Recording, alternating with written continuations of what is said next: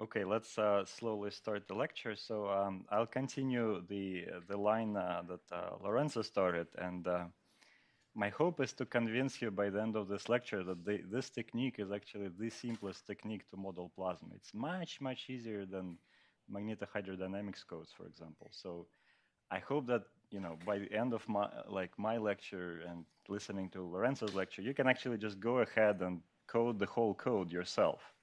So I've seen examples when people just coded the whole code in a week or something. It's much easier than MHD or anything else. So just to remind you how the core of this algorithm looks like. So Lorenzo already described to you which equations we're solving. We're solving Maxwell's equations on the grid with these two constraints. And for each particle, we're solving the momentum advancement at each time step. So the whole loop looks like we start with some particle distribution. We know the initial electromagnetic fields. We know initial particle momentum and position. We can solve this via the Boris algorithm or any other algorithm to get the new moment of the particle. Then we can do this interaction between the particles and the grid just by computing charge densities and the currents from the distribution of the particles. And then we can use them again as source terms in this Maxwell's equations, interpolate the force again, and continue this loop basically indefinitely. So it looks very simple, and it is very simple in practice. So now I'm gonna just go over like this few technical things that Lorenzo highlighted, and I'll just go through sort of deriving how this works numerically. So the first thing that we talked about is how to enforce constraints, which are div B equals to 0 and divergence E equals to the charge density. So almost all peak codes use what's called an EMASH. So this is something very similar to the constraint transport that you've heard about in MHD. And basically the idea here is that electric and magnetic fields live on different places of your cell. So electric field components live on faces, and magnetic fields lives in sort of centers of the interfaces. And this specific choice allows you to conserve divergence of B if you start from divergence B equals to 0 distribution of fields. It's also true that if you start from something which is not div B equals to 0, it will just keep it going forever. It will not smooth it out. So I'll just illustrate how this works in 2D. So in 2D, this is your cell. Electric field leaves here. This is the electric field component out of the plane. This is the electric field component along y. This is coordinate axis, x, y, z. The bz leaves here. Bx leaves here. Ex leaves here. By leaves here. And I'll call indices of the grid cells with usual ij thingy. So let's compute the time derivative of divergence of B. This is basically what we need to construct in order to ensure that this thing is 0. So divergence of B is nicely defined at the cell center. You have this Bx here and here. You can construct a derivative of that at the cell center, and the same for By. So divergence of B at next time step, let's call it n plus 1, which is defined at I plus half, j plus a half, is Bx n plus a half, I plus 1, j plus a half, minus Bx n plus 1 half, I j plus 1 half, divided by delta x, which is the size of your cell, plus By n plus a half, I plus a half, j plus 1, minus By n plus a half, I plus a half j. This you divide by delta y. So this is your numerical divergence. And then you should just remember the evolution equations for these components bx and by. And in 2D, this is very simple. dbx over dt is just minus dez over dy. For simplicity, sometimes I'll call c equals to 1. So basically, all information about the speed of light is hidden in the time step, in the value of the time step and the value of the cell size. And then dby over dt is dez over dx. Okay? So basically, you can use this leapfrog algorithm that Lorenzo told you about, that basically the time derivative of the b is, to compute that, you use an electric field value at the time between the values, between the times where the magnetic field is defined. So this bx n plus a half minus bx n minus a half divided by delta t is minus electric field divided at n. Let's say it like this. And this is a numerical derivative over y, which we compute at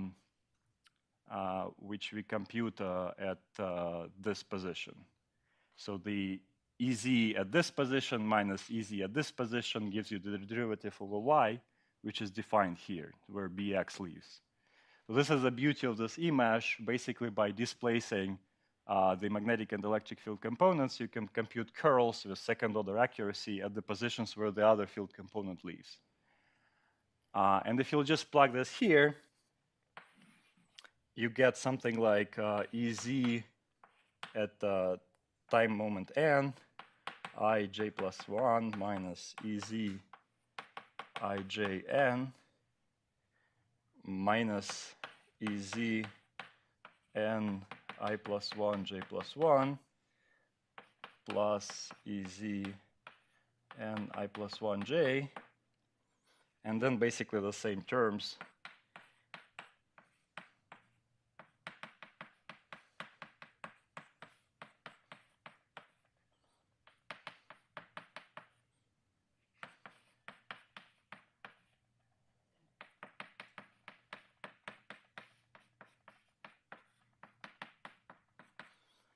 So this is basically 0 because all those terms cancel out sequentially, like this and this, this, 0. So I just basically plugged in this equations here and basically assumed that the divergence of the previous step was 0. So I said that divergence of b at n minus a half was 0. And this is a value of the divergence at the step n plus a half. And I plugged in the evolution equations, and I just got 0. So this is a simple demonstration why this is so efficient. You displace the field components, and it all gives you a divergence of b equals to 0. And the method is very useful because you can easily extend it to basically any grid that you want. You can do it not necessarily on a Cartesian grid. You can do it on a spherical grid. And this is the example of how the e-mesh would be defined on a spherical grid in 3 dimensions. Basically, again, your electric fields would leave in the middle of this cell borders, and the B's would live at the centers of the cell interfaces. The way how would you construct a numerical scheme for this case, you would use integral version of the Maxwell's equations. So you can formulate not in the differential form, you can formulate them in an integral form. And for this, you do this usual things. The equation, which is d dt minus let's start with this minus c curl E.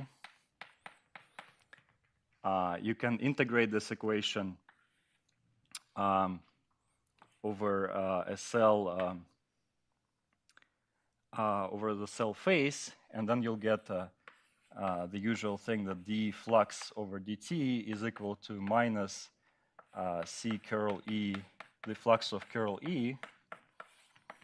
And this is nothing but a line integral of E along the contour that encompasses this contour over which I computed the flux. So this is the contour. This is L, and S is basically the area of this contour. So you can use this in an integral form. It works in basically any geometry. It doesn't assume anything about whether you live in flat space, you live in curved space. You can formulate these integral theorems basically for any problem you want. And then you just use this content that electric fields and magnetic fields are displaced. You evolve them with the leapfrog method. You get a very accurate second-order algorithm, which conserves div b equals to 0. So that's all very nice properties. So charge conservation is a little bit more tricky, and Lorenzo talked about this a little bit. You can either try to invent a way to conserve current directly, which I will talk about a little bit later, or you can use what's called the parabolic divergence cleaning, which is basically involving solving Poisson equation. And when we're talking about solving Poisson's equation, we're basically saying that the electric field that we got at the end of the evolution time step, where we solved the Maxwell's equation for the electric field with the current, was not that gives you a correct divergence in the charge density. So I'm saying that this corrected electric field or new electric field is whatever the evolution equation gave me, plus a small correction, which I will express as a gradient of the potential.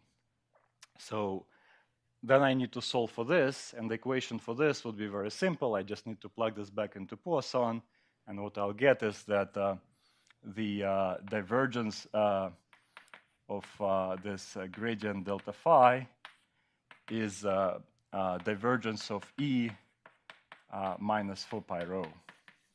So this is basically a small quantity, the deviation of the divergence of the electric field that I got at the end of the evolution time step and the actual charge density. We assume that the error that accumulates over one time step or several time steps is low.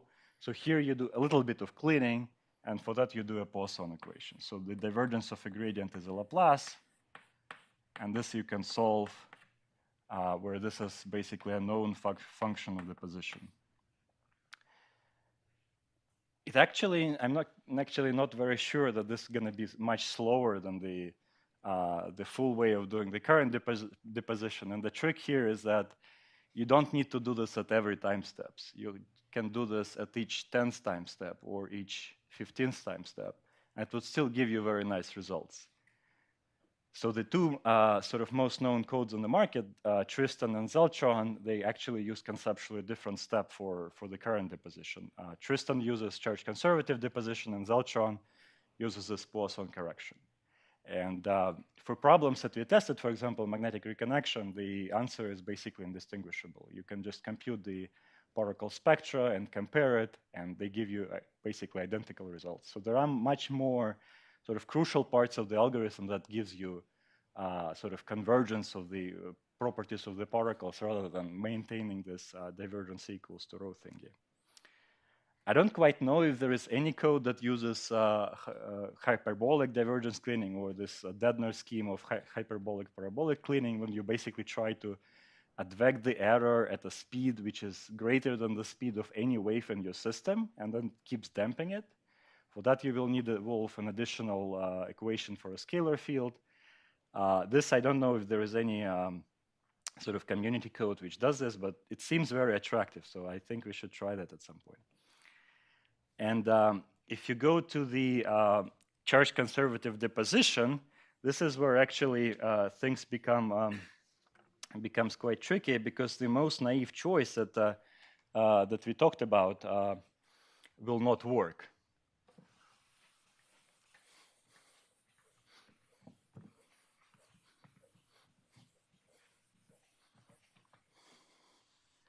So if I just try to deposit the current in the most naive way, which is, as Lorenzo said, charge of one electron times the weight of the particle times the velocity of the particle times the shape function,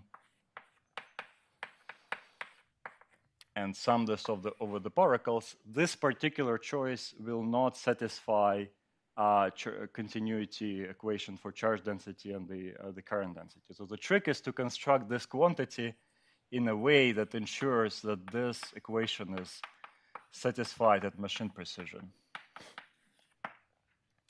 This particular choice fails to do that.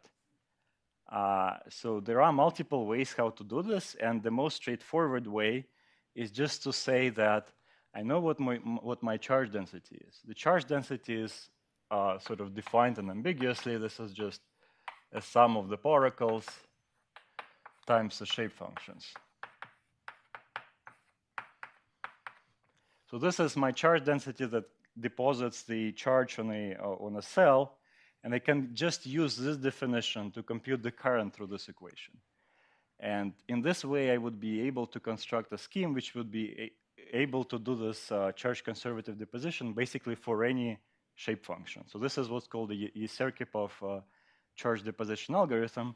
It basically plugs this charge density into this equation and gives the answer for J for any shape function. So in practice, we usually use triangular shape functions or maybe second-order shape functions. And for triangular shape functions, it's actually pretty easy to compute this. So for this, I consider when the particle moved over one time step inside one particular cell, so it did not cross any cell boundaries or did not went out of my simulation domain. So assume that the particle started here inside one cell, it ended up somewhere here, and I want to know what currents I need to deposit on the vertices of the cell. So if you remember where electric field lives on the cell, you'll remember that they live here. This is your electric field in X.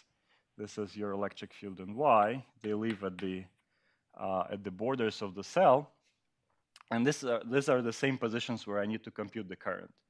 This is because if I ignore the electromagnetic part, I'm solving something very easy, something like this. d dt equals to minus J.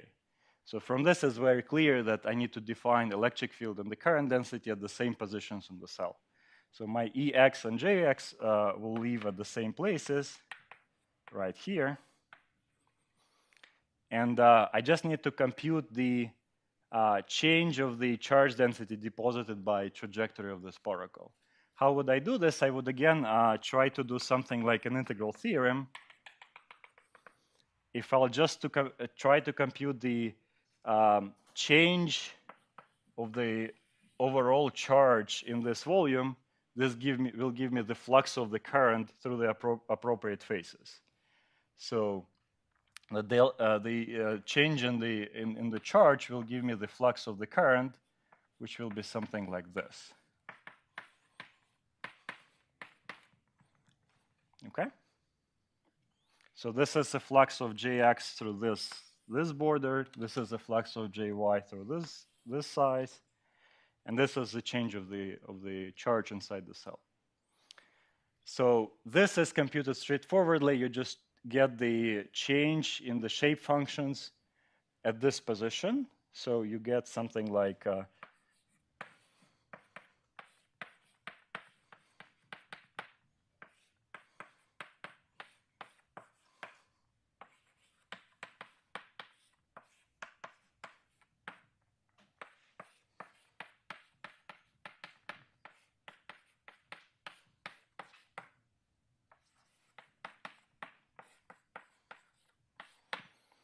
so basically, this is a product of shape functions in x and y direction. They are both linear. These are these triangles that Lorenzo talked about. This is the values for the final position of the particle. This is the values for the initial positions of the particle.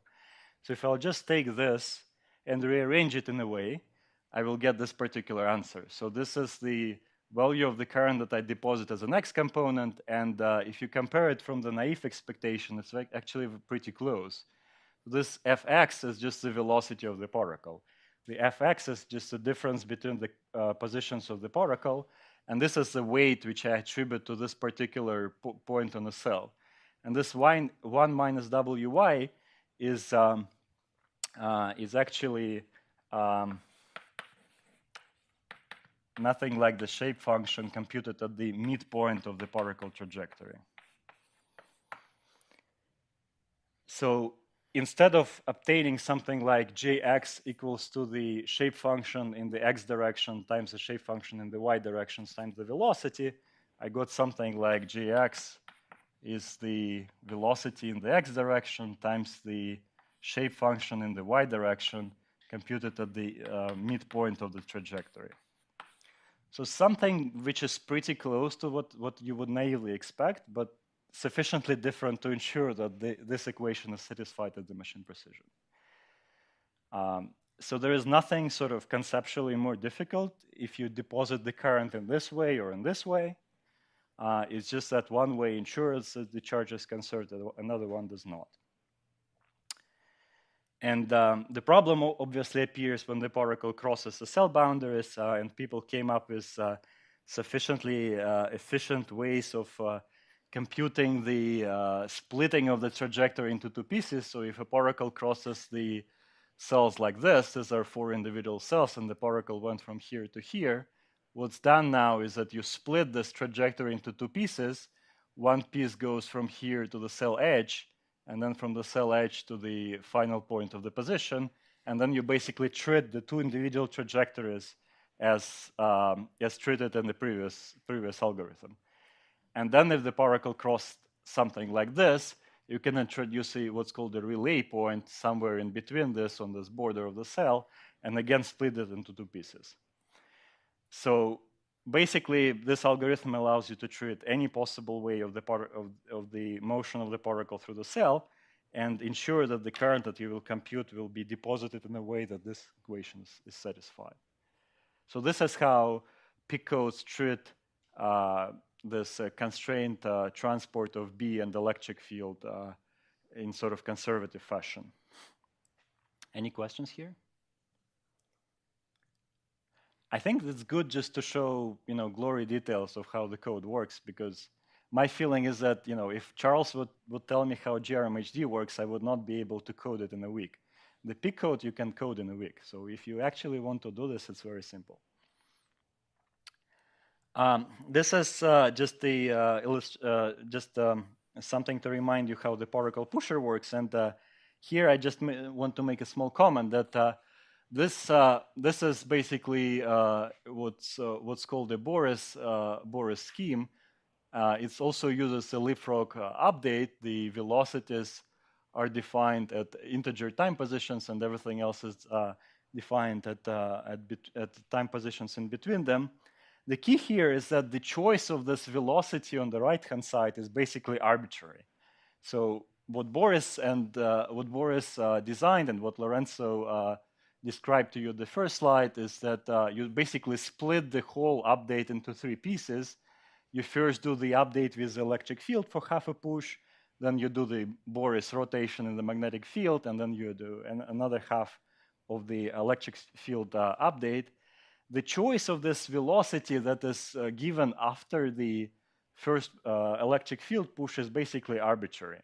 So it's motivated by the fact that we want an algorithm which conserves energy if no electric field would be present, if the particle just moving in the magnetic field would exactly conserve its energy.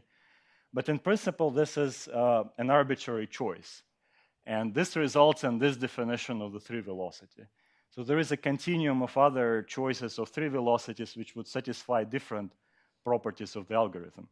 And in particular, there are interesting choices which, for example, want to respect Lorentz invariance of the equation. So that would result in a different pusher known as a wave pusher, and that would result in much better qualities of conserving, for example, a motion of the particle moving in crossed electric and magnetic fields. So if you have a particle in electric and magnetic fields and they are perpendicular, what the particle wants to do, it wants to move with the drift velocity perpendicular to both electric and magnetic field. So Boris' algorithm would do a very poor job if this drift will be relativistic. The relativistic drift would be not conserved properly. If you would do a Lorentz invariant algorithm, that would conserve the drift pretty much exactly. And Then there is a third family of choices for this velocity at the midpoint position, which would basically satisfy another property that I would demand, is that if there is electric field, that the energy that the particle actually gets from the electric field is consistent with what you would expect by just computing this analytically. So the particular choice would satisfy something like delta gamma of the particle over time step, which is gamma I plus 1 minus gamma I, would be equal to the work of the electric field done on the particle. So this would define yet another choice for this midpoint position of the three velocity. And this would be different from both the Boris choice and the Way choice. So there is no unique solution for all problems. The Way algorithm is, for example, extensively used in problems of laser plasma interaction where the relativistic drifts are important. The Boris algorithm is heavily used in non-relativistic applications and in relativistic applications where the drifts are not important. So it's still an active area of research of how to construct the most efficient algorithm to do particle pushers, with this particular one just being the most popular. Okay, and before I go to interesting multi-scale applications, I just want to make sure that you guys know how to compute stability of numerical schemes. And for this, I would do two particular simple exercises, one of them being computing numerical dispersion of electromagnetic waves in vacuum with this finite difference time domain scheme. And then we'll compute the numerical dispersion relation for Langmuir waves in a full PIC scheme.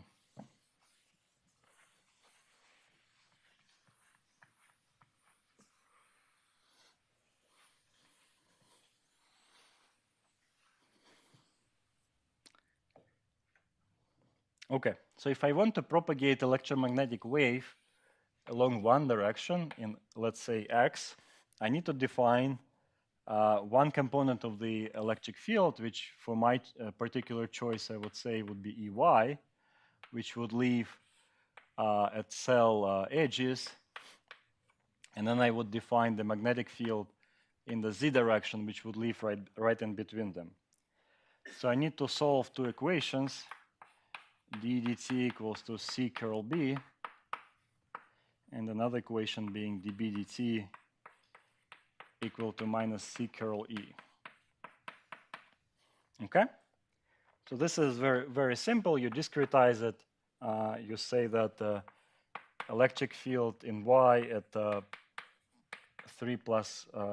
n plus 3 halves I minus Ey at the position I at the moment n plus a half is equal to what I will call big C times Bz at n plus 1 position I plus half minus Bz n plus 1 at the position I minus a half. So again, this is a leapfrog scheme for this equation. You take a time derivative for an electric field which lives here. For that, you need to compute a curl of B at this position. For that, you just take a difference between Bz here and here. This computes a curl of Bz at this position to second order. This is what you get. And then the second pair of equations would be for Bz.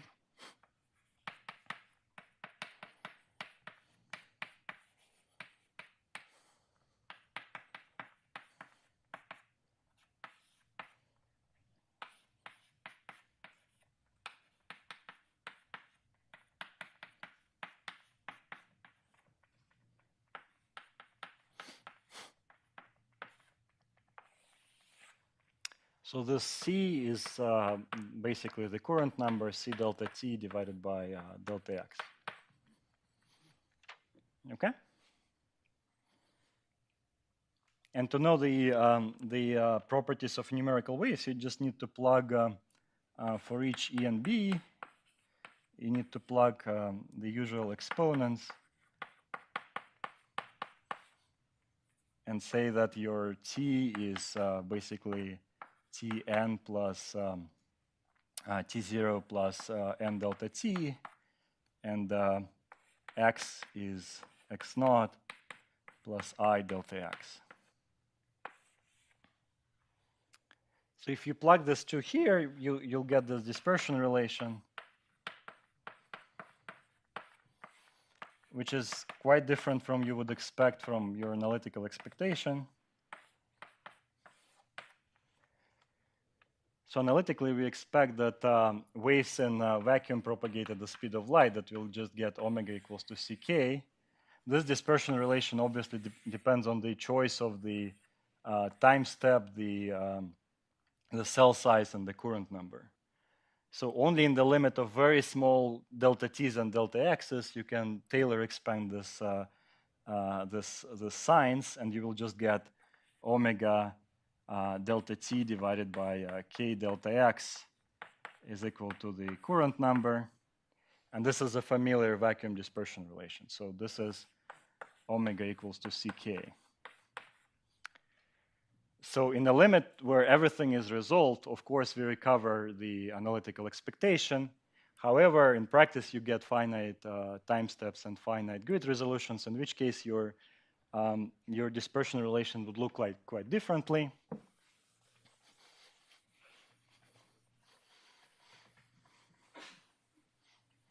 And if I'll try to just picture it, it would look something like this. This is omega, this is k, this is a light cone, omega equals to ck. So at large wavelengths or small k, effectively my wave is sampled with enough grid points. So I would expect that it would look something like this, very nicely following the light cone. And at high k, meaning small wavelengths which are unresolved, my dispersion would deviate from what I would expect. And it would look something like this. So this is basically the shortest wavelengths that I can resolve on my grid, which is just 2 times the value of the cell size. This would correspond to a k equal to 2 pi divided by lambda. This is just pi divided by delta x. And for this particular k, if I plug it in here, the sign would get to 1, and I would get sine of omega delta t divided by 2 is equal to c. So for a code to be stable, this thing needs to be less than 1, because sine has to be less than 1 to return your real solution for omega. So if the current number is less than 1, the solution for this equation would give you a real value for omega. If this is larger than 1, you will get complex solutions, meaning a numerical instability. So you cannot choose your time step to violate the current condition. It will explode in electromagnetic waves, basically. This is well known in all other codes. However, for peak codes, there is this very subtle issue which refers to interaction between waves and the particle. So you know that if the particle is traveling at the phase speed of the wave, there can be a resonant interaction between the wave and the particle. This is known as a Landau mechanism, which could leave both for damping of the wave or excitation of the wave if you have an instability. So this refers to a particular case when the sort of all the waves are properly resolved. So now here, your numerical light, which is electromagnetic wave, which can propagate at a speed which is less than the speed of light. And the equations of motion of particles formally ensure that the maximum speed that they can propagate is the speed of light. So what we can have now is that the particle can propagate at a speed faster than light. So this is well known. It will give you Cherenkov radiation. It is possible in the media where the phase speed of light is less than the speed of light in vacuum, and then you can have the Cherenkov radiation. Here we will get what's called a numerical Cherenkov radiation, because it arises only because we would not be able to properly resolve the speed of our electromagnetic waves. There are multiple ways how you can deal with this. The most simple one, you can just say that this was a second order algorithm. Let's say we go to a more accurate algorithm, let's say a fourth order. The dispersion curve would actually be looking something like this. So all the waves would become effectively superluminal, which would suppress the numerical Cherenkov. but it happens that it doesn't suppress it sort of fully.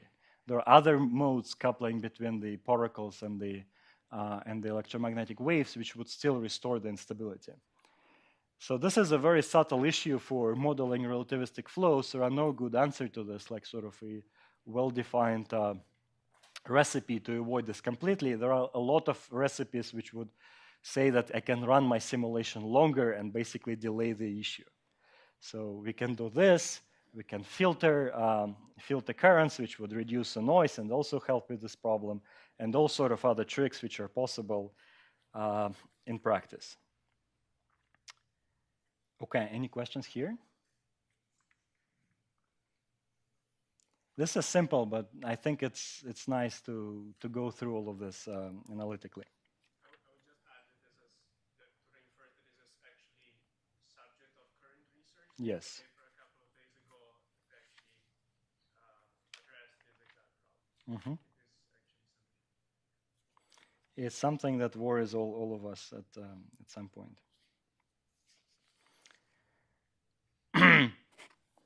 And then I would touch the last subject, which is the stability of the whole code. So the current condition gives you a stability for propagation of electromagnetic waves. However, we know that in real plasma there is gazillions of all other waves, including the Langmuir waves, and you also need to make sure that they don't blow up numerically.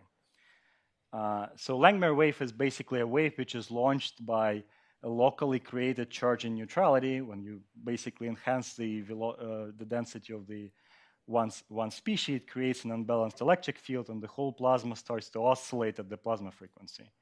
So the one-dimensional system of equations that models it is very simple. Let's say your ions are immobile and electrons are just moving to ensure that the plasma is quasi-neutral. So this is equation of motion for electrons, and the equation of motion for the electric field would be something like this.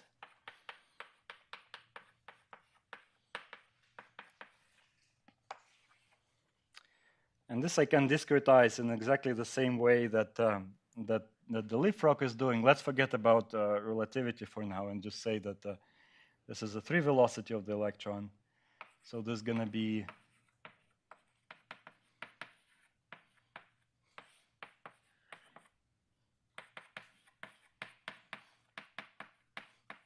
so again, I'm using the electric field at a moment half between the time position of the velocity of the particles, and same for the current.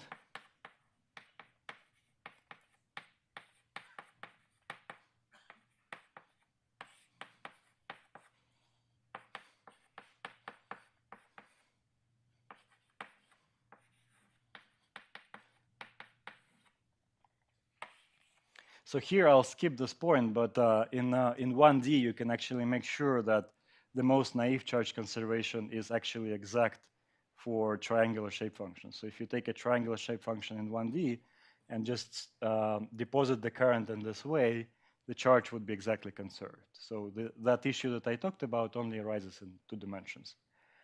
So if I just plug the complex exponent for both velocity and the electric field component, what I'll get is something like this: m times the amplitude of the velocity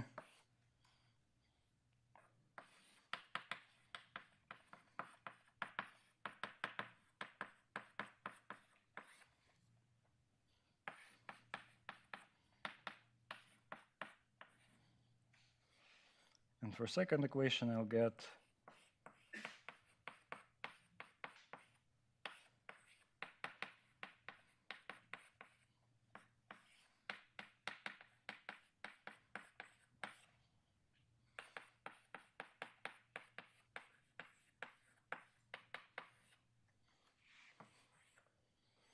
okay. And I can solve this for the frequency, and the solution would look like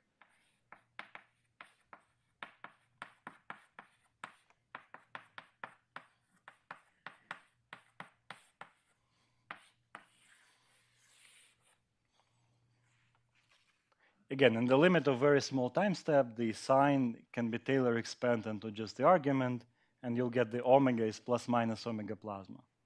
So these are basically Langmuir waves, which are recovered in the limit of the very small time step.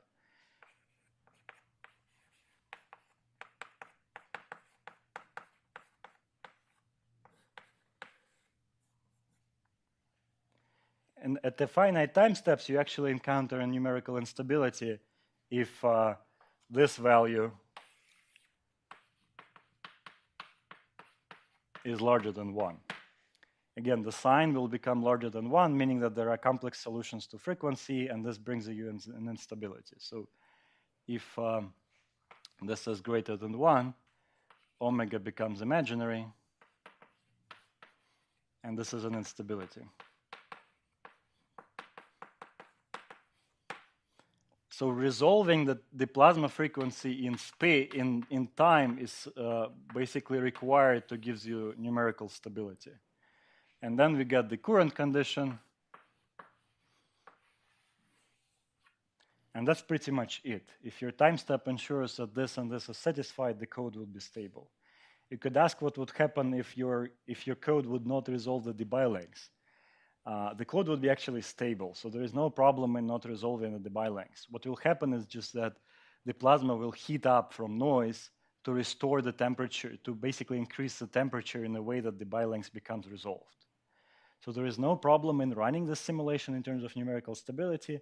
As Lorenzo described, you would lose physics, which happens on the Debye scale of initial plasma, but sometimes you can live with this. This is not like a big issue of the algorithm itself.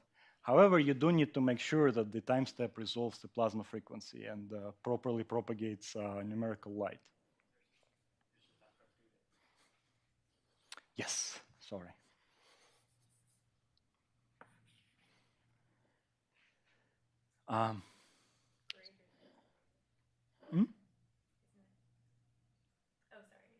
So this is for stability. So for stability, that has to be less than 1 and less than 1.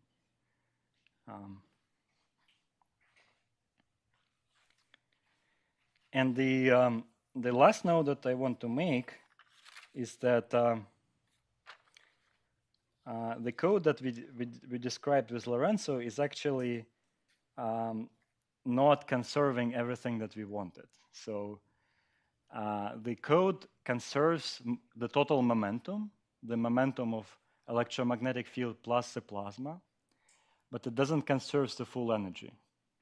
So this finite difference time domain method for propagating electromagnetic waves ensures that the energy of the electromagnetic waves is conserved in vacuum. So in vacuum, this is conserved.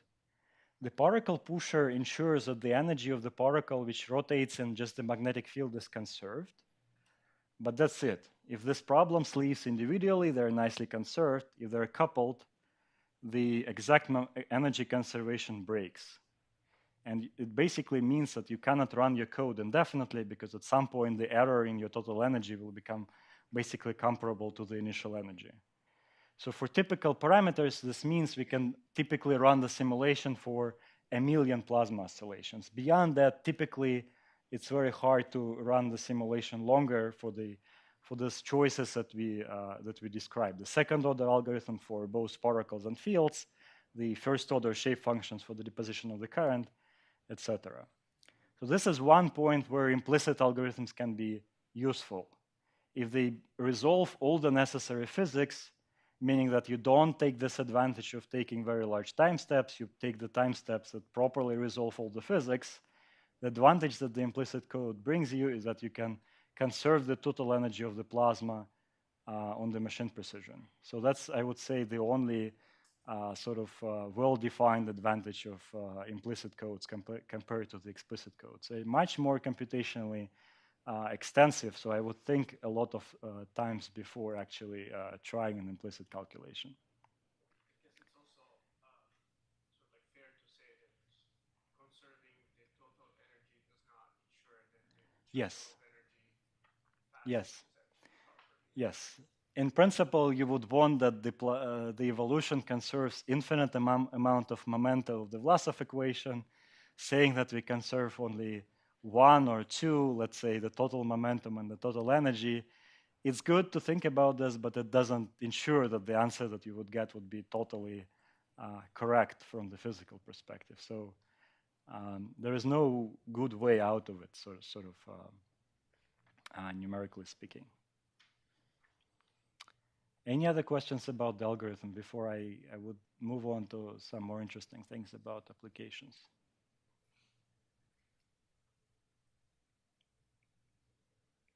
Okay. So I would move to a particular application of all of these codes, which I particularly like, which are pulsar magnetospheres. If you don't know what the pulsar is a neutron star, basically a 10-kilometer dense object of matter, which happens to have a gigantic magnetic field on its surface. Pulsars have magnetic fields from 10 to the 8 to the 10 to the 12 Gauss. They're very fast rotators. They rotate from periods from few milliseconds up to 1 second. So you basically have a 10-kilometer ball with 10 to the 12 Gauss magnetic field spinning like crazy around its axis. And the question is what this will do. And observationally, we know this will do a lot of exciting stuff. Pulsars has been discovered in radio waves, but they observe through the whole electromagnetic spectrum. They emit X-rays, optical, they emit gamma rays. So we see a lot of electromagnetic radiation coming from this neutron stars. And the basic physics that happens is very simple. You have this neutron star, you spin it in the magnetic field. This is a unipolar inductor that Faraday described to you. So if you spin a magnetic field, you induce electric fields. So this is basically this unipolar induction effect. If you'll measure the potential between here and here, you'll measure a finite voltage. So part of this voltage would point along the magnetic field of the neutron star. So this electric field is so strong that it will basically pull out electrons or even ions from the upper layers of the neutron star. So instead of vacuum around the neutron star, this electric field in vacuum would pull out particles. So these particles now travel along curved magnetic field lines. So they do along this dipolar magnetic field lines. And when a charge moves along a curved magnetic field line, it should radiate, right? Because it experiences an acceleration towards a local center of curvature because the trajectory is curved. So this is what we call curvature radiation. And for pulsar parameters, this is basically ends up in GeV range. So you have a GeV photon propagating in a 10 to the 12 Gauss magnetic field. And what it apparently does, it does the absorption of the GeV quanta in the high magnetic field into electron-positron pair. So you got one charge stripped off the neutron star surface. It emitted a GeV photon. This GeV photon got converted into a pair. These new pairs are now picked up by this electric field that was there. They again accelerate. They again emit this new photons. And this new photon is going to be again absorbed in the strong magnetic field. You get new pairs. So this process basically fills out the surroundings of this neutron star with plasma. This is not a usual plasma that you find in the laboratory. There are very few ions that you could rip off of the neutron star surface. This is mostly pair plasma, so you get electrons and positrons. The densities are, however, very low. So the density that you basically extract out of the neutron star surface is what we call a Goldar-Julian density. I will explain later what does it mean. But the density for typical parameters is low enough that the collision mean-free path is basically way, way bigger than the system size. So you get this collisionless pair plasma living in a very strong magnetic field of the neutron star. This 10 to the 12 Gauss magnetic field basically ensures that the particles can only move along magnetic field lines. If a particle would have a transverse momentum to the field lines, it would emit synchrotron radiation.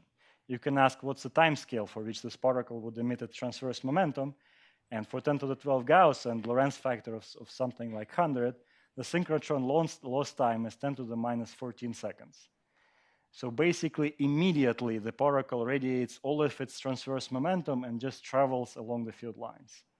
So you get this one-dimensional flow of pair plasma along the magnetic field lines, which drives currents and charge densities that should modify the initial magnetic field of the neutron star. So the question of this research is basically to find a self-consistent structure for the surroundings of the neutron star, the magnetosphere, and find out how this neutron stars radiate all this electromagnetic spectrum from radio waves to gamma rays. And why multiscale is important here? Because the size of the neutron star is 10 kilometers. The size of this region where all of this physics happens, which is very close to the magnetic axis of the dipole, is 100 meters. So you get basically a football stadium sitting on top of this neutron star where there is this exciting fireworks of producing lightnings of electron-positron plasma. And then you have a size of the magnetosphere, which is thousands of kilometers. So you have 1,000 kilometers magnetosphere, 10-kilometer neutron star, 100-meter size of the football stadium that emits this pair discharges. So it's an intrinsically multi-scale problem, which we could somehow address with multiple methods. Yes?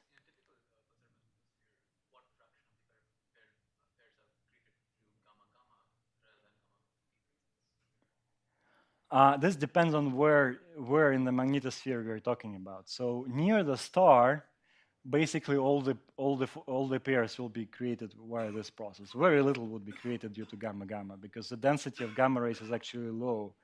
So the gamma-gamma needs like an optical depth, like a sufficient density of photons near the star to start pair production. This is very inefficient near the star. But in what I will describe later, in current sheets that arise in this magnetospheres, you can actually get a lot of pairs. So the gamma-gamma is most important, let's say, further away.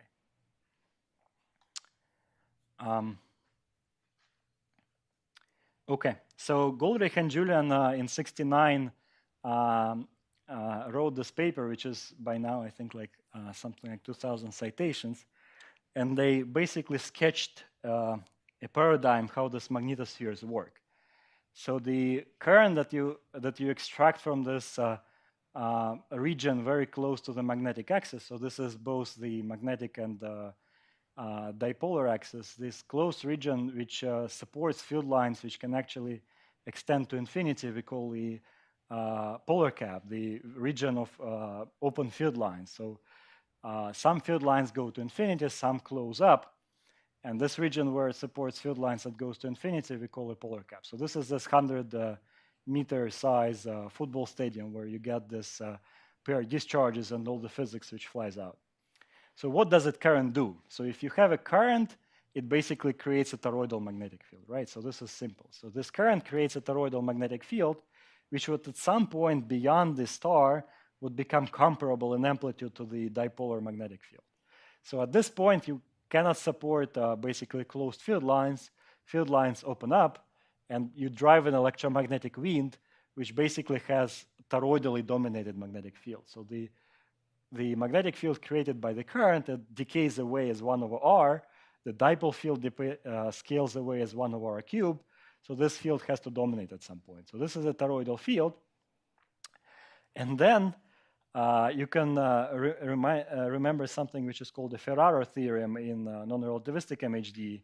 If you have a rotating object, the conducting plasma basically wants to co-rotate with it in order to support like a rigid rotation. So this rigid rotation of a plasma with a neutron star basically gives you an electric field. This electric field is nothing like a co-rotational electric field. Electric field is just minus rotational velocity of the plasma, which is just omega cross r cross the magnetic field. So this is the electric field that the plasma creates just to support this rigid co-rotation with the star. If you compute the divergence of this electric field, it's non-zero. It's non-zero, and that it's equal to the scalar product of omega dot b divided by 2 pi c.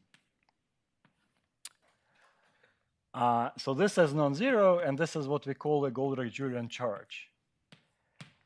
So the plasma around neutron stars and black holes in general, it's not neutral. It's what we call quasi-neutral. It still supports a net charge, but the density of the plasma is much bigger of both electrons and positrons is much bigger than this characteristic characteristic density to support the charge. So formally speaking, some sort of an MHD can be still applicable here because the density of the particles is way bigger than the charge. You can forget about this charge as long as there is this charge to support the electric field. So this electric field points in theta direction, further away from the star.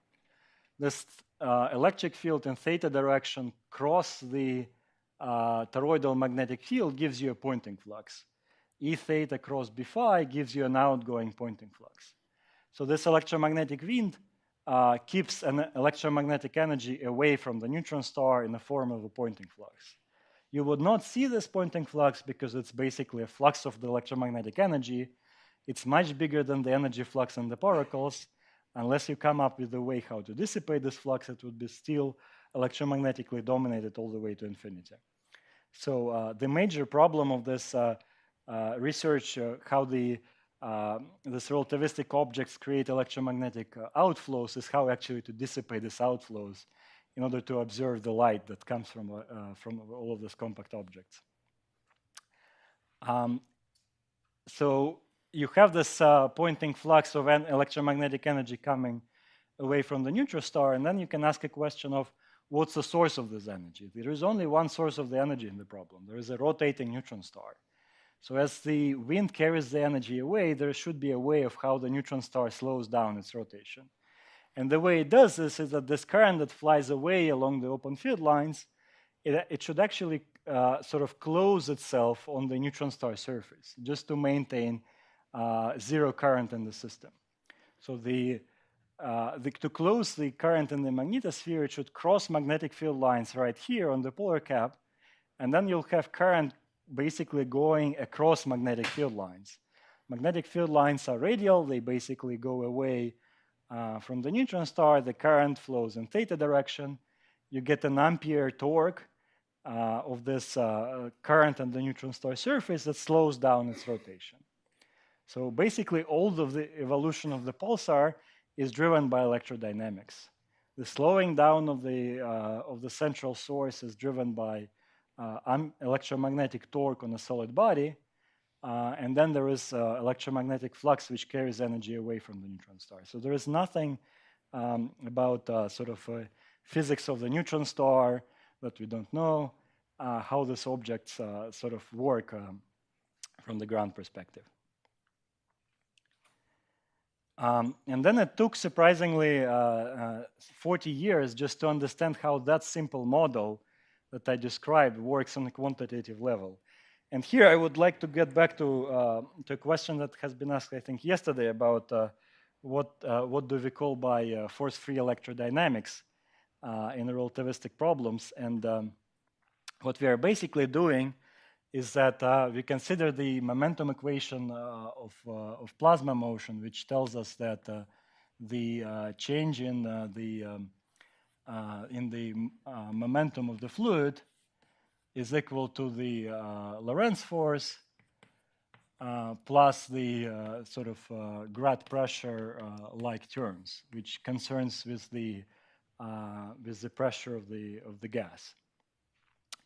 So in this environments of neutron stars, the B field is so strong that the energy density in the electromagnetic field is much, much bigger than the pressure of the plasma. So in these equations, you can basically forget about everything that talks about plasma. You can forget about inertia of the plasma. You can forget about the plasma pressure terms.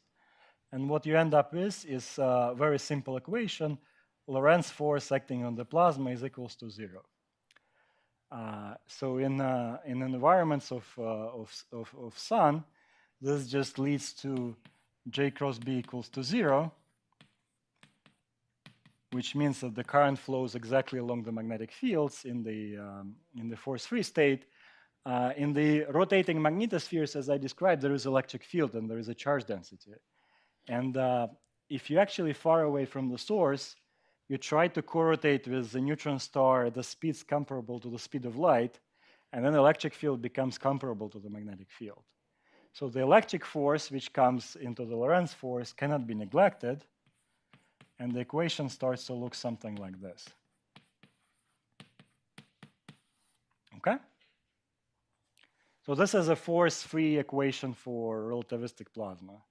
It has the electric force, which is just the net charge density times the electric field, plus the Lorentz force, and it all equals to 0.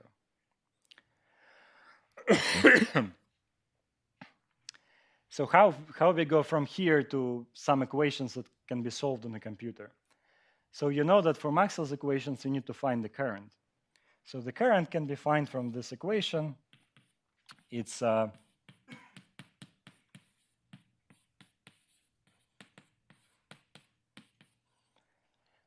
this is basically an advection of the charge density with the E cross B velocity. So as you remember, the charge which is put in an electric field which is perpendicular to the magnetic field wants to do a drift.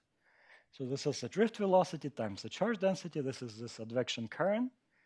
And then there has to be some current along the magnetic field, which is unspecified by this equation. If I plug in the current which is along the magnetic field, this is exactly 0. This equation doesn't constrain this parallel current at all. So in order to define this parallel current, we remember about the second condition that the plasma wants to do, which is electric field along the magnetic field equals to 0. So why does it do this? Because if anything, the only thing I know that plasma does, it doesn't like electric fields. So if you put plasma in electric field, one sign of the charge will go one way, the another charge will go the other way, and they will try to create an electric field to balance the external electric field that I put in initially. So if the number of particles is large, there cannot be any electric field along the magnetic field. So this is the most fundamental thing that plasma does. I don't know like if there is a more fundamental thing about the plasma rather than it screens the electric field that you want to put it in. So we have this condition, and in order to ensure that this is true at all times, you need to ensure that the time derivative of this is also 0.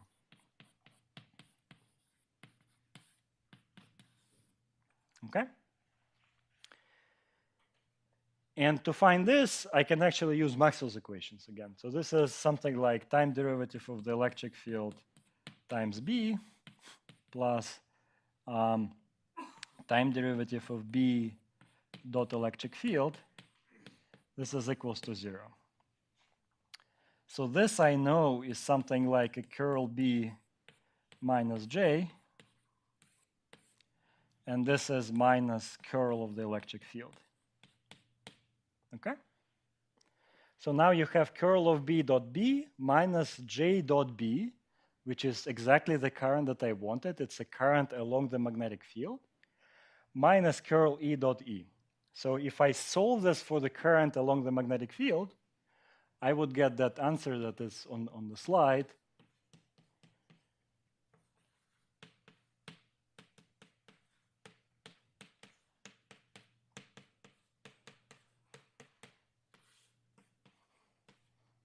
So this is the parallel current. So now I have my current, which is the advection current plus the current along the magnetic field. It's purely a spatial function of the electromagnetic field.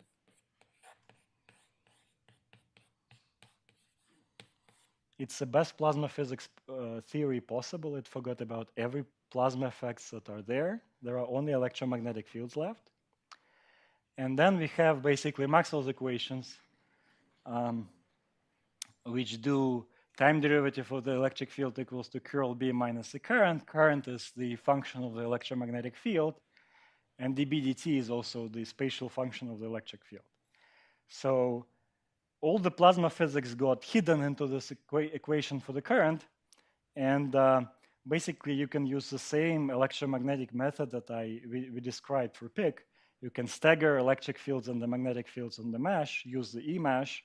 This will exactly satisfy div B equals to 0. You don't worry about div E equals to rho because there are no particles deposited on the grid. And then just use this current as a source term for Maxwell's equation. So it looks like a most fascinating plasma physics theory ever.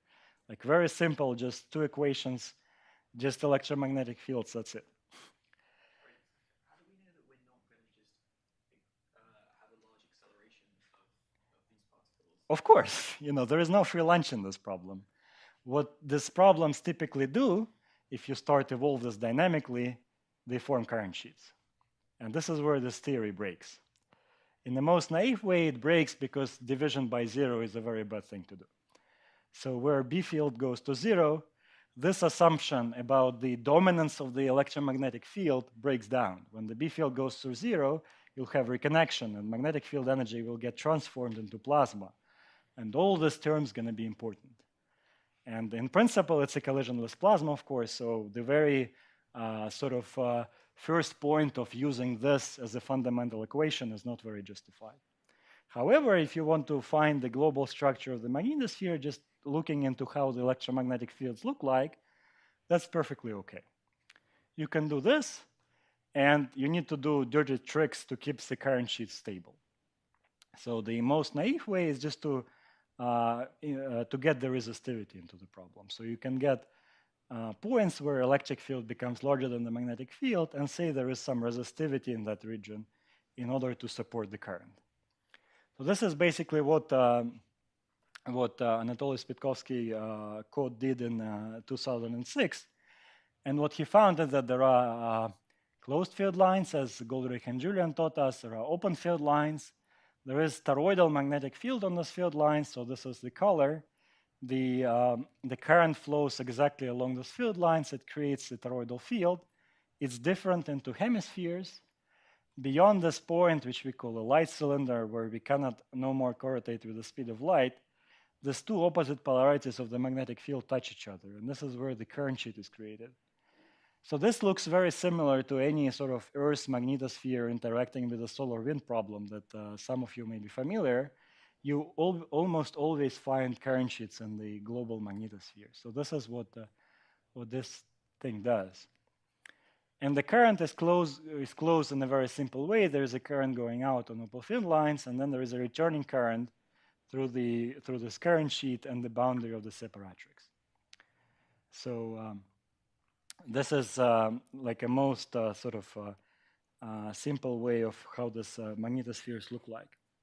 And the asymptotics of this wind is very nicely defined by the solution which got more attention in the black hole context when basically the same solution in GR is called the Blandford-Znaik monopole. In the case of a neutron star, this is called the Michael monopole. So you basically have radial magnetic field lines. Then you get an equator where the two opposite polarities meet each other. So this is a radial magnetic field. It's basically nothing like B naught times radius of the star divided by r squared. And then there is current on this field lines, current on this field lines. They create toroidal magnetic field.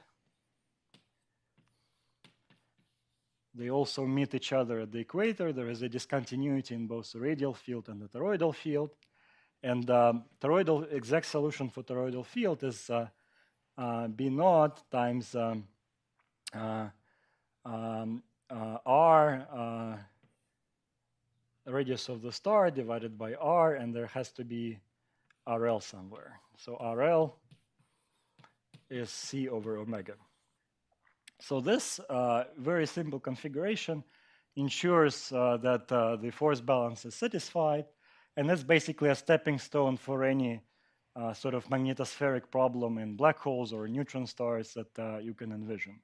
Basically, any electromagnetically dominated wind far away from the source would look something like this. It will be a split monopole with field lines stretching out to infinity, and then creating these current sheets in between. So this is much more simple than the Blandford-Znaik, but you sort of can get an idea of how this looks like.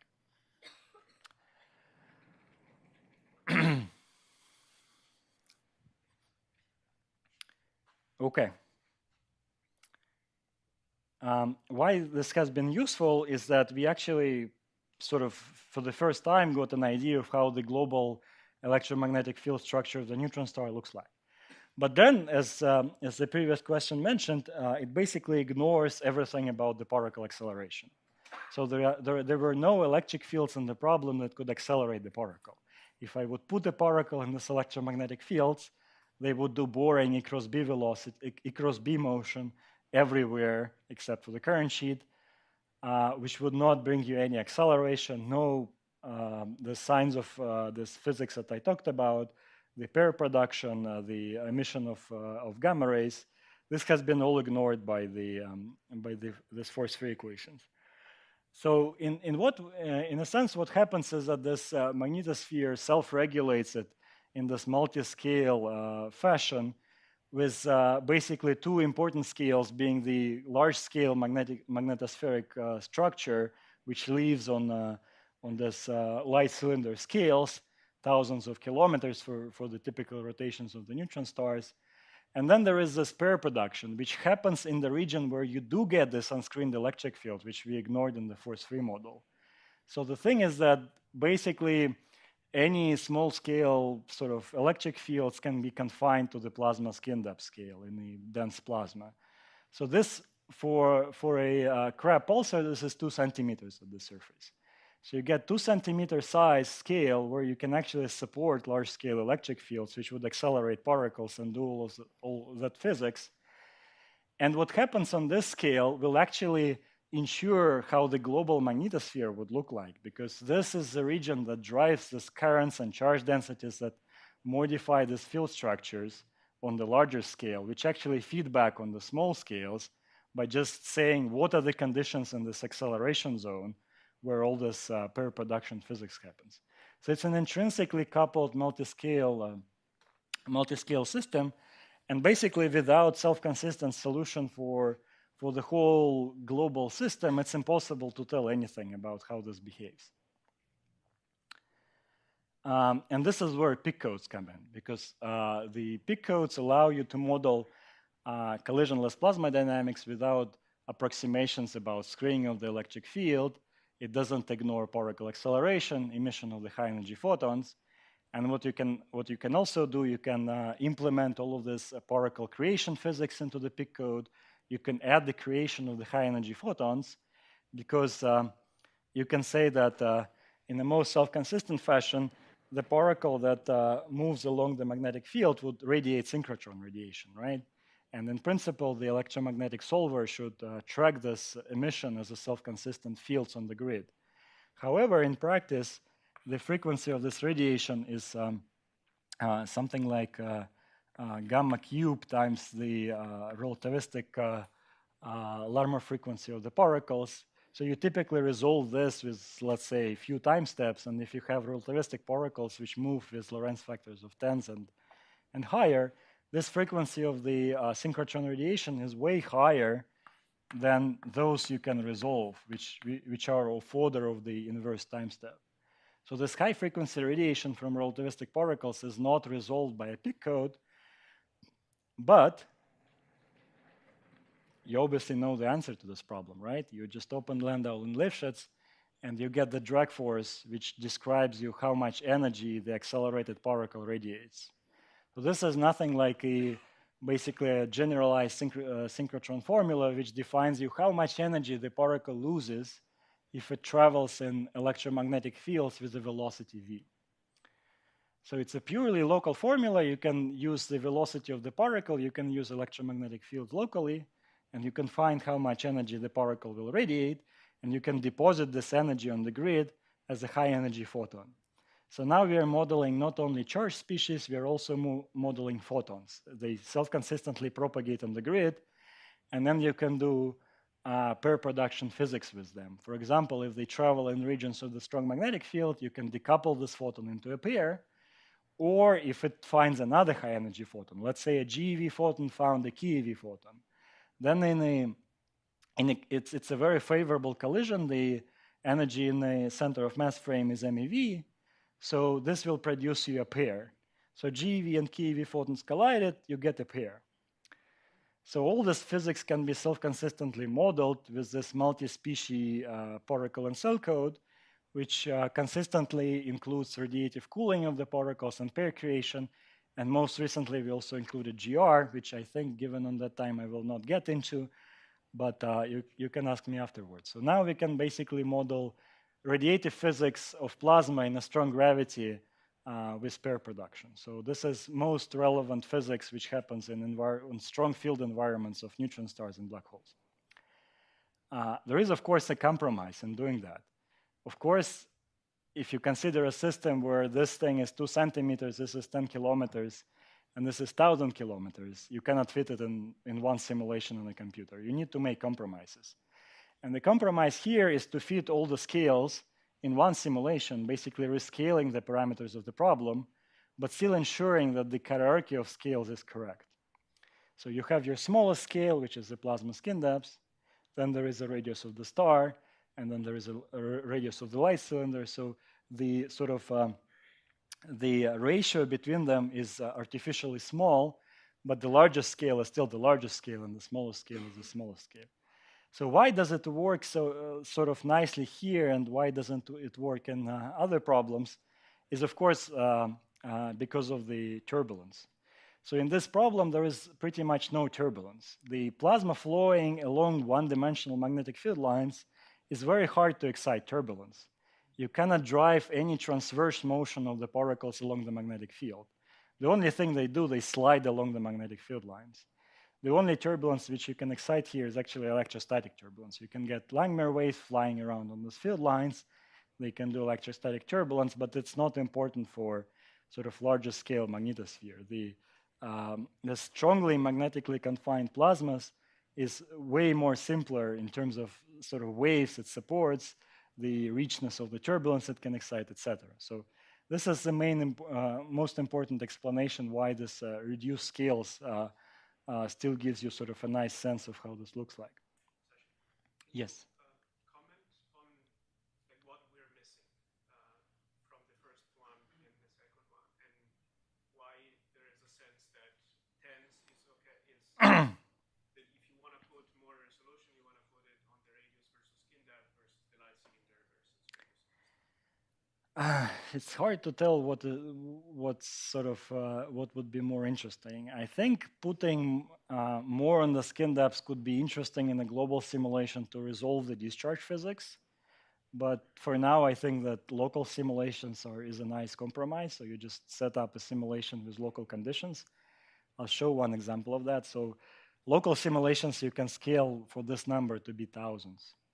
So I now run something like 100,000 square simulation where this thing is like 2,000 or something. So there is little change in the behavior of this discharge as you increase this number, as soon as this is something like 50. This is more tricky to sort of check rigorously, because you cannot set up a local problem which would fake the small scale of the neutron star and the light cylinder. But so far, what we've seen trying to increase this, for example, in force-free simulations, there is nothing that kicks in at, say, 10 or 20. So a millisecond pulsar can be, in principle, simulated like sort of directly for this scale, not for the young pulsar, where this ratio is like sort of thousands, but when it's like a few tens, 100, this you can simulate directly. Okay, Lorenzo touched a little bit about a reconnection. So you get this equatorial current sheet. It's again this regime of reconnection when all the energy is in the magnetic field. If you convert all of this energy of the magnetic field into particles, you'll get relativistic energies. So the energy reservoir is the magnetic field, and this magnetic field sort of transferring the energy into the particles through reconnection will give you relativistic energies. However, there is another parameter in this problem which defines you the cooling strengths of the particles that got accelerated. And this particular strong magnetic field, this cooling is so strong that basically it will limit your acceleration. And the parameter that is used to describe this effect is what we call gamma rad. This is basically the Lorentz factor at which this synchrotron loss force becomes comparable to the Lorentz force acting on the particles. So if you balance the Lorentz force with the synchrotron loss, with the synchrotron losses force, you'll get this gamma factor. So this is nothing like sort of charge times electric field equals to this, which is the losses of energy in terms of synchrotron radiation. You'll get this gamma scales as 1 over square root of b. And this basically defines you as an energy scale at which losses becomes important. And for pulsars, this gamma rad is actually comparable to sigma. So if a particle wants to accelerate to an energy comparable to equipartition, it will have very hard times to accelerate very far beyond that because the synchrotron loss time will be very small. So this energy scales defines you a synchrotron, the energy of the synchrotron photon, which surprisingly doesn't depend on the magnetic field because the energy of the synchrotron photon is b times gamma squared. Gamma squared is 1 over b, b cancels out, and this is a fundamental constant of nature, 1 over alpha, which is the fine structure constant, times the mc squared. If you compute the numbers, this is 160 MeV. So this tells you that a synchrotron photon emitted by a particle in a strong magnetic field cannot be of energy of more than 160 MeV. This is what people call the synchrotron burn-off limit. So I told you that pulsars emit GeV. So how they overcome this problem of the synchrotron burn-off limit. And the trick here is that reconnection creates specific conditions to overcome this problem. And the specific condition is that the particle is accelerated where the B field goes through 0. So what you get here is that, as Lorenzo described to you, the current sheet breaks into a sequence of plasmoids and the regions in between them, which we call X points. So in this X points, the magnetic field is weak. It's basically 0. You have this accelerating electric field, which just pushes particles to high energies as if it is like a sort of an electrostatic electrostatic accelerator. And then these particles get advected into plasmoids where they actually radiate their energy. So this is a particular regime of reconnection which we call radiative reconnection, when the radiation losses actually determine the dynamics of the highest energy particles and of the overall reconnection process. So the particles are typically accelerated in this X points where B field is low. They can easily accelerate to energies which are in excess of this gamma rad limit that I defined. And they can radiate energy, their energy as synchrotron photons in these plasmoids with energy of the photons bigger than this burn-off limit. E burn-off. So this is basically an explanation how particle acceleration and reconnection can avoid this burn-off limit of producing synchrotron photons at 160 MeV. It can radiate all the way to GeV and etc. So another difference with conventional reconnection is that if you convert all of this magnetic field energy into particles and apparently into radiation, because the synchrotron loss time is very slow, very small, you'll create such a density of photons that they will become actually optically thick. So the sheet will radiate the broad spectrum of radiation from X-rays to gamma rays, and at some point pair production will trigger. So you'll get this low energy photons colliding with high energy photons, and they will create pairs. So this pair is going to be sort of mass loading this current sheet self-consistently. And if you'll look at the definition of the magnetization, if you increase the energy of the particles, you decrease sigma, which means you decrease the amount of energy available for particle to acceleration. So it's some sort of, again, a self-consistent machine which loads itself with particles, with this loading sort of defining the scale to which the particles can accelerate. This limits defines you how many photons you can produce, which apparently defines you the energy, the number density of the particles, and it's also sort of self-coupled in the self-consistent fashion. So you cannot ignore basically neither pair production, neither the synchrotron losses in order to study this reconnection. Yeah, this is just a slide which sort of tells you how you can model this magnetospheres. You use this self-consistent particle and cell loop that I talked about, and then you add this extra sort of radiative, which we call extreme plasma astrophysics, sort of radiative effects coupled consistently with these with the collisionless dynamics of the plasma. Okay, and now I'll just show you a couple of movies in the last 5 minutes. So this is how the aligned solution looks like. What's shown is the electron density and the positron density. The white lines are magnetic field lines. I started from vacuum. I started spinning the star. There was basically vacuum electric fields, which were accelerating the particles in the first place.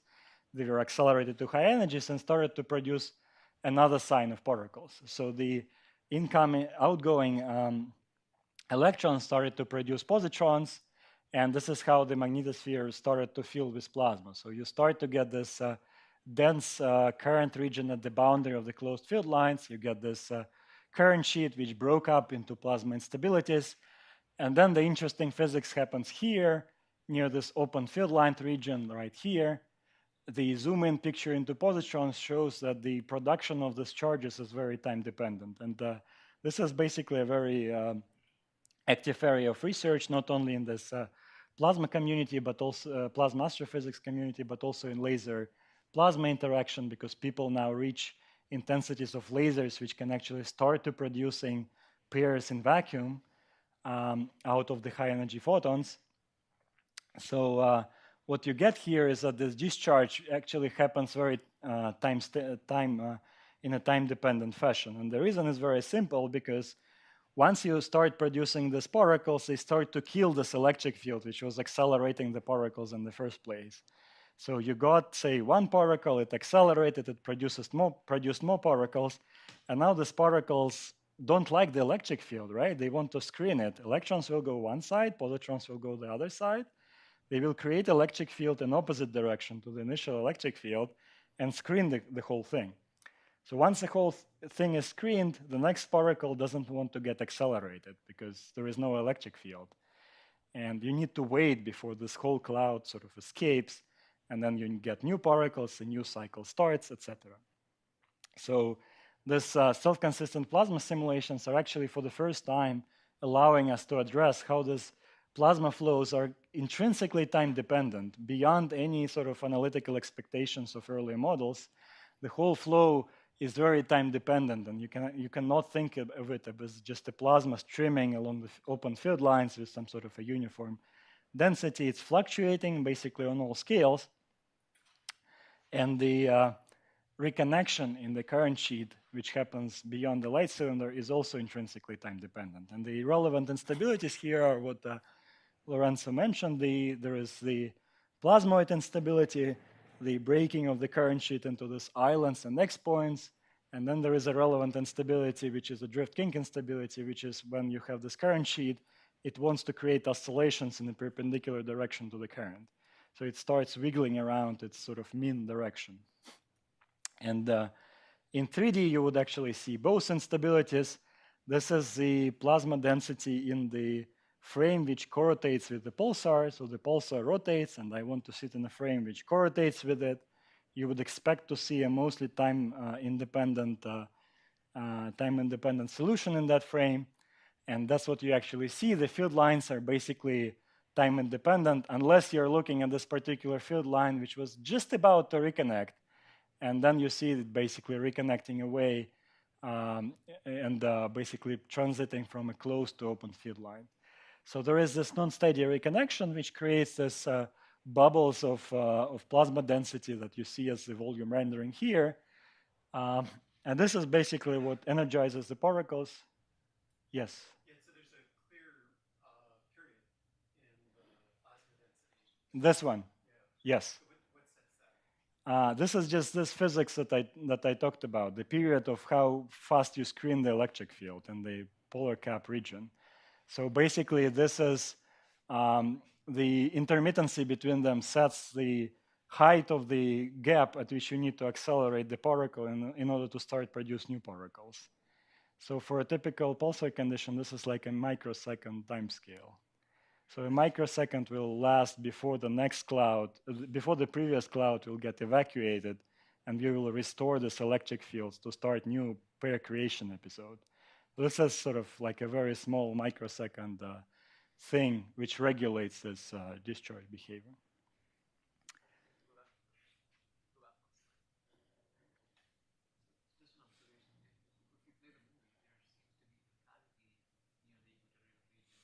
Seems to be what? Yes. So this particular simulation was with low mean free pass of photons that are produced in the current sheet. So basically all the photons that could start to produce new particles, they were localized to the current sheet. They could not travel far away before they would start producing particles. So in the simulations where this mean free pass is larger, we typically see that there is some low density plasma in this cavity region, just enough to screen the electric field.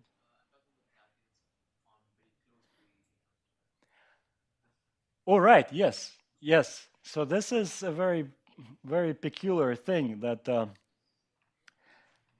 like on the first slide, I described to you that, electrons will get out, they will accelerate, they will produce particles, and that's it. It turns out that if electrons are sort of pulled out, it's not necessarily that they will get accelerated. And the reason for that is very simple, because what I just told you here is that this amount of particles is basically sufficient to screen the electric field. And it's not a big number density. It's just enough to extract from the neutron star atmosphere. So it turns out that there is a second parameter in the problem, which is the large-scale current that you create in this magnetosphere.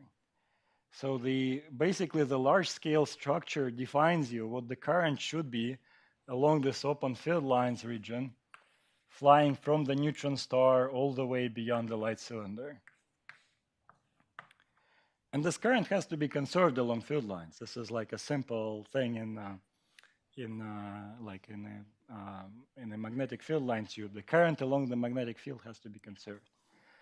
So this current can be actually anything with regards to this C times this Goldreich-Julian charge density. It can be either larger, it can be equal, or it can be less.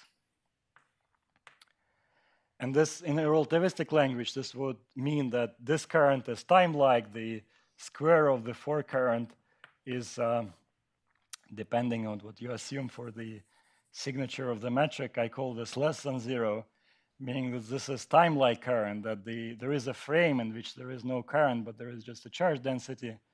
And this current is space-like, meaning that there is a frame in which there is no charge density, but there is a current. So these two regimes lead to completely different results for particle acceleration. And you can easily guess this. If the current is less than the charge density times the speed of light, you can have this charge density flying at a speed which is current density divided by the speed of light, which is less than c in this case. The j divided by rho Goldreich-Julian is less than c. And this will be my characteristic velocity of the particles. So you basically extract electrons enough to screen the electric field and support the current flow. And it's perfectly enough to fly outwards. And it turns out that a lot of field lines in a semi-aligned pulsar support this electron outflow. So you get basically non-relativistic electrons streaming to infinity without doing all of this fireworks that I introduced initially. And this was also sort of an unexpected result based on earlier analytical models. And sort of the most recent analytical models, of course, found this effect. But like earlier research in the 60s and 80s completely ignored that. And you needed numerical simulations basically to find out what's the self-consistent current flow in this magnetospheres look like. And so you have here only electrons, and this field lines have both electrons and positrons. Okay, it's negative time now, and I'll just show one movie, which is basically why all of this research is relevant, because now we can just compute gamma rays. We can just go over all of these photons that we created in the simulation and plot the light curve. So this is emission of synchrotron photons basically in all directions. So this basically highlights the shape of the current sheet. Particles in the current sheet get accelerated by reconnection. They emit synchrotron photons, and that's what you see as this gray color.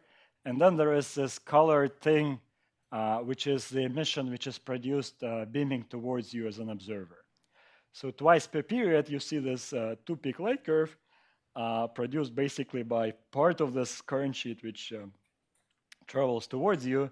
And this is very reminiscent of gamma ray observations of pulsars by Fermi. So they typically observe a double peak light curve with peaks separated by something like a half a period. And this is very nicely reproduced in this current sheet model when the reconnection energizes particles and they produce gamma rays that you can see. So basically, some sort of this radiative plasma physics simulations with pair production now allow to predict gamma ray, and in future they will also lead us to understand the radio emission from pulsars. And that's why it's so exciting that we can model sort of self-consistent physics with as many physics ingredients as we like. And particle and cell technique is particularly useful in this sense because it's so easy to add new physics and new ingredients to the problem. The algorithms are very flexible. You can formulate them in curved space-time. You can solve like particle equation of motion in curved space-time. You can add pair production, radiation, all of this. So I think I'll stop here and take questions. Thank you.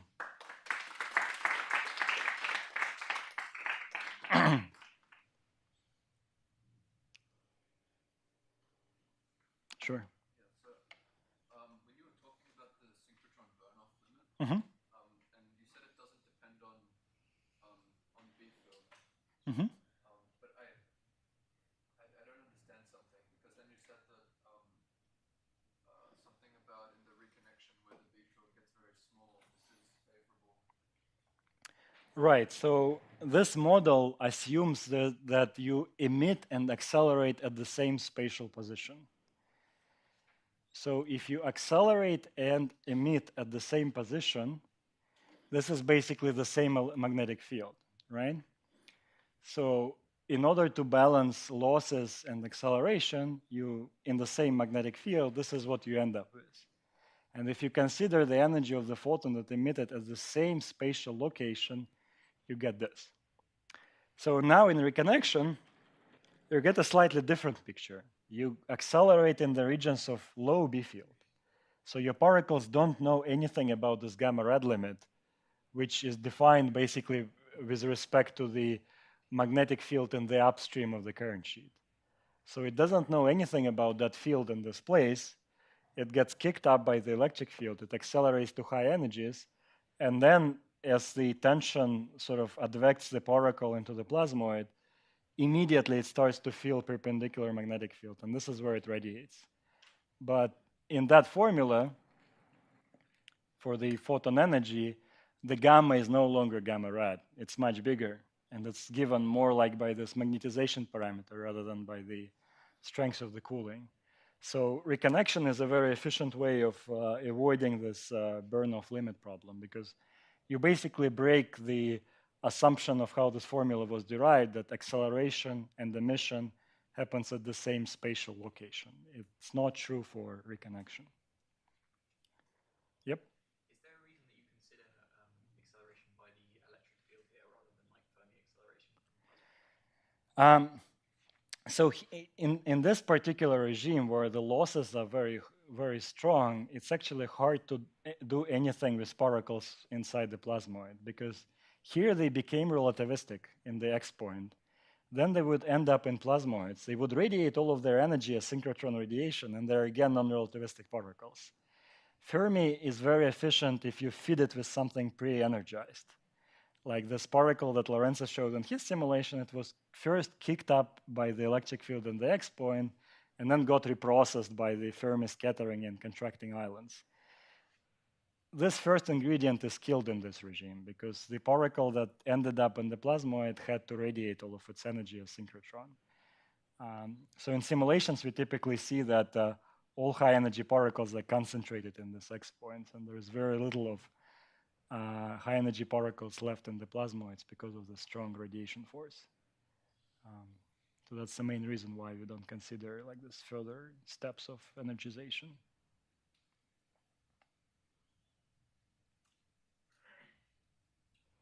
Okay, if any more questions, let's take lunch.